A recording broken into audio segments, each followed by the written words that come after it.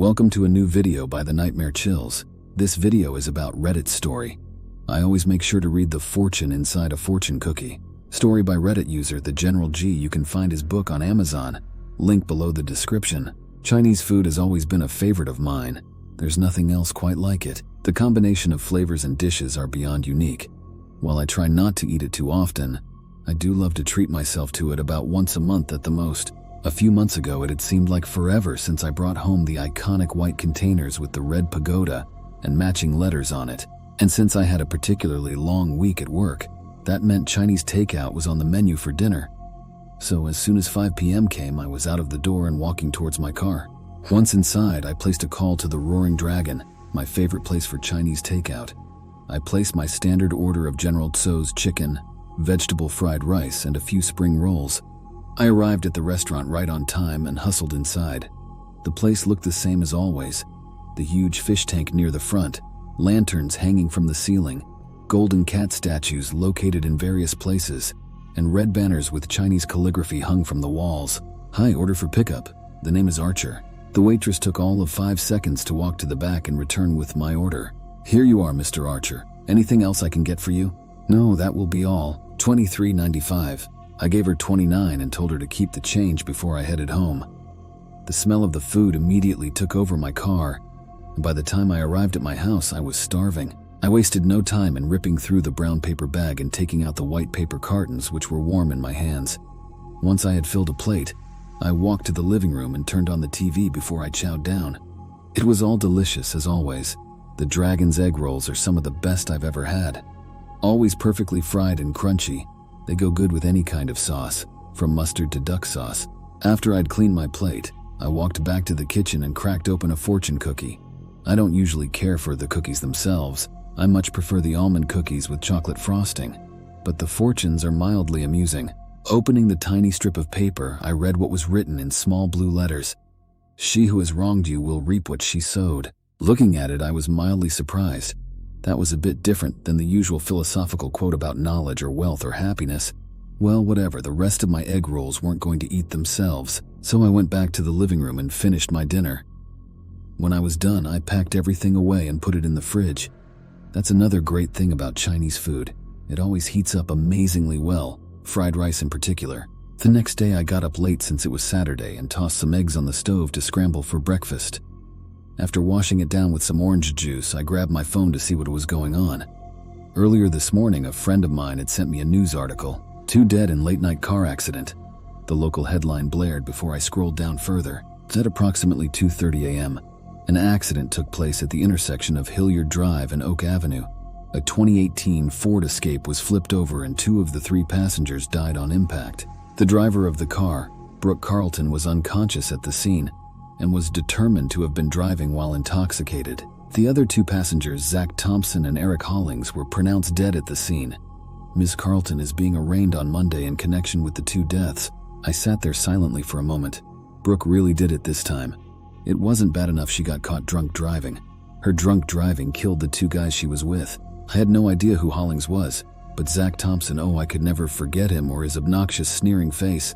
Well, joke's on you, buddy. You may have been the guy my ex-girlfriend cheated on me with, but now you're nothing but a statistic and a sob story to be told in court. But then I remembered the fortune cookie from last night. That had to just be a coincidence. Brooke winding up this way was a surprise to no one who knew her and had a brain. Without thinking, I found myself walking to the kitchen, the smell of my breakfast still in the air. I grabbed the other fortune cookie that came with my meal and ripped open the plastic before I broke open the cookie and unfurled the small scrap of paper. An alarm is a handy thing to have for one's house, but an alarm is only as good as the person who turns it on. That one made me chuckle. I had recently gotten a home security system on account of a rise in local burglaries, but since it was new to me, I kept forgetting to turn it on. I tossed the cookie into the garbage and hopped in the shower so I could officially begin my Saturday. I did the usual errands before I met some friends for dinner at a bistro before going to a movie. But before I left, I made sure to set the alarm before locking up. When I came home a few hours later, I was shocked to find a squad car in front of my house, lights flashing. "Can I help you?" I asked the officer as soon as I parked in my driveway. "Hi, we were responding to an alarm that was activated at this residence about 15 minutes ago. When we arrived, we saw someone dressed in a sweatsuit running down the street. Then we did a quick check, and it looks like he was in the middle of breaking in through the front door when the alarm went off. We did a quick check of the perimeter, and it looks like everything else is shut. I also checked your front door, which is still working as it should be. You'll want to do a quick check and make sure everything is accounted for. But apart from that, you should be okay. Let us know if you need anything else. Thank you so much. You have a good night now." I did as recommended, and everything was indeed accounted for. But I sat at the kitchen table and stared at the fortune from earlier. This couldn't be happening. It had to be a coincidence. Out of all the thousands of fortune cookies that get handed out each day, some would be bound to be accurate. Even a broken clock is right twice a day. To get my mind off it, I spent the rest of the evening watching The Crown on Netflix before going to bed. When I woke up the following day, I managed to have a normal afternoon and didn't think too much about the weird coincidences. The work week followed in the same fashion, and I carried on as usual. But something began to nag at me. What would happen if I got another fortune cookie? Maybe I actually would get the winning numbers to the lottery. What could it hurt? All that had happened so far was that it had predicted my train wreck of an ex-girlfriend would meet a sticky end, and having a home security system is no good if you don't turn it on. Not exactly stretches of the imagination, so that meant Thursday night's dinner was Chinese. This time my order from the Roaring Dragon was orange chicken, white rice, and crab rangoon. They have the best crab rangoon I've ever had in my life. I paid for my order and brought the food home, the usually short drive now seeming to take an eternity. But in what was a first for me, I ignored the food and went straight for the fortune cookie, wasting no time in ripping through the wrapper and cookie before staring at the fortune in my now sweaty hands. Beware people who wear red. They are up to no good. I stared down at the fortune in disbelief. What the hell did that mean? That didn't even make sense. How was I supposed to beware people who wear red? You pass people who wear that every day. I myself wore it regularly. But then I remembered there was another fortune in there. So I grabbed the other cookie and tore through it. Someone with a drawing of a tiger will try to kill you. I just stared down at the paper in disbelief. This was definitely not funny anymore. I don't know what I was thinking. Tossing the fortunes aside, I grabbed the food I ordered and headed towards the TV. The next few days came and went, and before too long, my mind was on to other matters besides weird utterances concealed inside cookies. That's the great thing about life. No matter what happens, time marches on, and eventually you move on to other things. One night when I went out with an old friend from college, I met this girl he knew in passing. Isabel was stunning. Beautiful hazel eyes, long black hair, and perfect skin. It had been a long time since I had been truly interested in someone, and I was very happy that we hit it off. We made plans to go to dinner at this fancy Italian place, and when the night came, I was both super excited and super nervous. I picked her up right on time, and we had a lot of fun at dinner. Then I drove her back to her house, and we hung out for a while. Eventually, Isabel told me she wanted to change into something more comfortable, and she came back looking great in a red t-shirt and shorts. But after the initial thought of how good she looked, my brain flashed to the fortune about someone wearing red. I tried to brush it away, but the memory wasn't going anywhere. "You look great," I offered with a smile. "Thanks," she said before cuddling up next to me.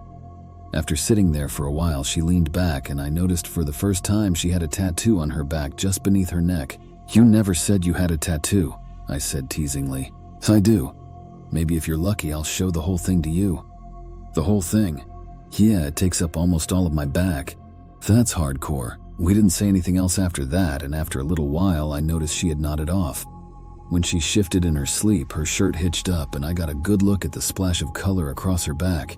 It was a huge picture of a roaring tiger. My jaw almost hit the floor. No, it couldn't be. Well, one way or another, it was time to leave because she was asleep. I made a hasty note on a scrap of paper that I had a great time, and I left because she nodded off and I'd talk to her soon. On the drive home, my mind was a mess. What was I supposed to do?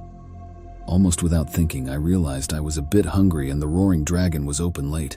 But when I picked up my order of egg drop soup and sweet and sour chicken, I didn't even wait to get home to open the fortune cookies. "The basement of a house is where the secrets are," said the first one. Gripping it in hand while sitting in the restaurant parking lot, I nervously opened the other one, terrified of what I may find.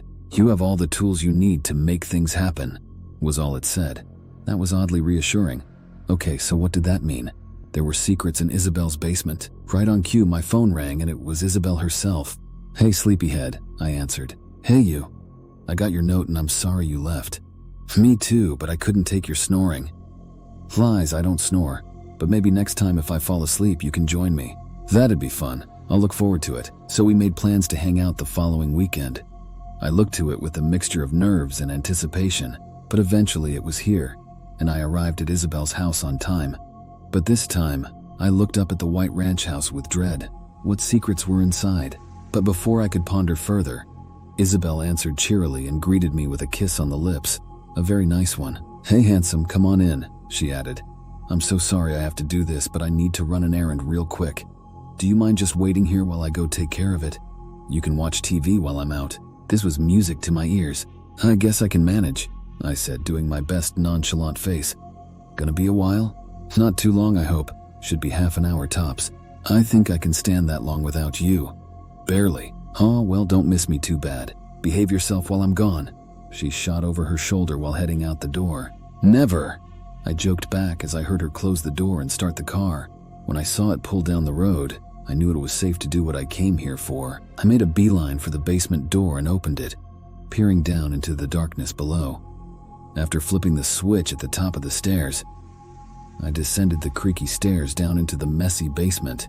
I glanced around, unsure of where to begin. Like most basements, there were boxes, knickknacks, and trinkets everywhere. Ignoring my heart thudding in my chest and the fear clawing at me, I took a deep breath and tried to focus. I switched on one of the bulbs dangling from the ceiling and got another look at the room. Then I saw it, an expensive painting of a sunset sitting face up on a box. I knew that painting. It belonged to my neighbor Jocelyn and had been stolen from her house not too long ago during one of the break-ins that caused me to get my alarm system. Casting another look around, I saw something else I recognized. An antique silver tea set which had once sat in the dining room. Without another look around, I called the police and explained the situation. For good measure, I referred to the response to the attempted break-in at my residence, so they knew the situation. The police were here before Isabel arrived home, and boy did she get a surprise. After muttering a few lame excuses, they took her in for questioning, and eventually the full story came out that she had helped participate in the break-ins. But the worst part was what they were planning to do. Break-ins were the least of the things Isabel had participated in, as she turned out to be wanted in connection with several missing person cases from out of state. She eventually admitted that she and several others were planning to kidnap several people from well-off families and hold them for ransom. I was one of those people. The matter is currently a legal mess, but Isabel and several of her associates are now in jail. Once I was free to go, I headed home when I realized I hadn't eaten all day. With a wry laugh, I decided that nothing else but Chinese food would be fitting. When I picked up my regular order of General Tso's chicken, fried rice, and spring rolls, I paid for it with a $100 bill and told them to keep the change. The expression on the woman's face was priceless. Without waiting for a reaction, I headed back to my car to see what fortune was in store this time. This time there was just a single cookie.